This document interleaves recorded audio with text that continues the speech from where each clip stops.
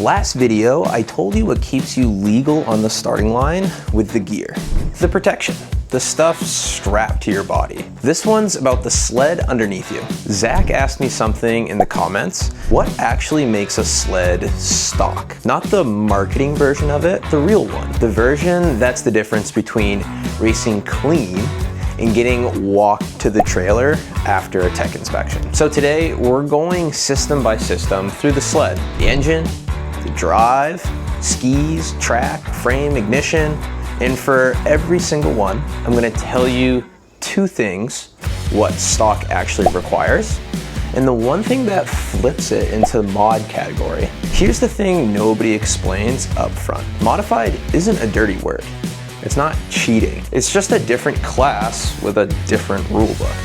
Built so guys with more money or time in the shop aren't racing against the guy running what came out of the crate or off the dealership floor. Stock class exists so there's a place where the sled matters less than the rider. But that only works if everybody actually knows where that line is. Let's start with the engine, because this is the one people mess up first. A stock engine means that in your sled, the engine is built from the factory. It's running at the internal dimensions the factory built it at. You can maintain it, you can replace a worn part with the exact same part. What you can't do is go in and reshape anything. Smoothing a port because it feels like it should flow better, removing material anywhere inside that engine for any reason, even if your intention is just cleaning it up. For example, this sled and this motor was actually going to get modified by Speed Shop Inc., where we were going to change components, clean things up, make things align better, flow better, exhaust and intake. That would not qualify for the stock class. So be sure, if you are racing in any series, to check their rule book. They may have some changes or differences across stock to modified. I like the simplicity of it. If it adds horsepower, it's no longer stock. Sure, you can have a stock motor tuned where compression and parts are aligned to perfection, so the stock assembly operates to the best of its ability. But that doesn't really add horsepower. That brings the motor to its full potential. Here's where it becomes mod. The second you start reshaping, removing material, or running anything other than the stock replacement parts inside that motor. Modified has its own rules for exactly how far you're allowed to take an engine build. But stock is not the place to find out you cross that line. Next, the clutch and the gearing. This is the part of the sled most beginners think they understand and mostly don't. In stock, the clutch itself has to be the one the factory put in that model. But there's more room to tune than people expect. Springs and weights can be swapped around within the clutch. Chain and sprockets can be aftermarket as long as they're doing the same job the stock ones did. Oh, I need a chair. One comment in regard to clutching is changing the number of rollers in the helix. You cannot change the number of rollers from stock. So for example, if your sled comes with 2 rollers, you can't switch it to 3. And that also goes for the opposite. This was discussed going into the 2026 race season. It's always best to review any rules within whatever race series you're heading to. Gearing is becoming a bit of a gray area where manufacturers now share a mix of belt and chain drive. You can't switch them, similar to the clutching, but you can run aftermarket parts that do exactly what the rules state. They do the same job as stock. Here's where it flips to mod. The moment you start machining the clutch body itself to be able to fit non-stock parts, or you swap a completely different clutch design or brand name that didn't come on the sled, that's not a tuning adjustment anymore. That's a completely different class of sled. For the front end, which is the skis, suspension, and the steering, stock keeps your front suspension mounted exactly where the factory mounted it. That's the same location and same basic geometry. And there's a real number on how much carbide you're allowed to run per ski, and also depth-wise. It's not however sharp you want it. There's an actual maximum length and depth written down. Here's where it also becomes modified. If you widen that ski stance past the stock number, swap in different suspension geometry, or run more carbide than the class allows, any one of those, and you're not in stock anymore. My very first ice race back in 2018 with the Procross chassis, the way the geometry on the front end was designed was if you lowered it down, the stance got wider. We didn't know that. So we just lowered down 2 inches per recommendation of the race department. And when we were lining up to go race, tech came through and measured the ski stance, and it was a 1/2 inch too wide. Luckily, there's little spacers here, and we were able to move the ski stance inward right on the spot, but it was something that we didn't know. So make sure you check if you're changing geometry, especially for Ice Le Mans racing, that the ski stance stays within the rules. Zach Herfindahl had the sickest terrain mod sled that he raced at the end of the 2026 season. And I noticed the front end looked just slightly different from stock.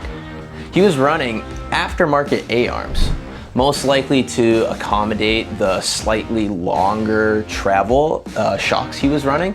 And that's just an observation on my end. I have no clue if that's true or not. But this is a great example of a clear line between stock and modified. He directly changed out a part that is not OEM for the mod class. Let me know down in the comments what you guys think is the most important thing to change on the front end of a snowmobile for racing or even trail riding that still fits within the stock realm.